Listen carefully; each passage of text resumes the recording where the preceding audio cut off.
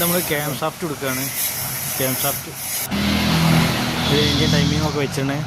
ഇത് ക്യാം ഷാഫ്റ്റും ക്രാങ്കും തമ്മിലുള്ള ടൈമിങ്. ഇത് ഫ്രീ വീലാണ്. ആ ഡോട്ടും നമ്മൾ നേരെ ഇരുന്നാൽ മതി. ഫ്രീ വീലും പമ്പും സെറ്റാക്കിയിട്ടുണ്ട്.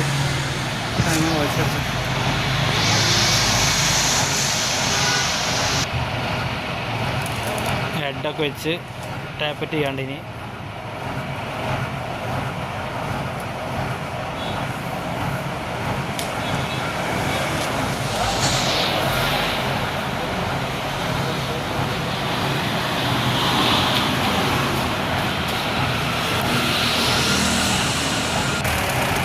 സ്റ്റാർട്ട് ചെയ്തിട്ടുണ്ട്.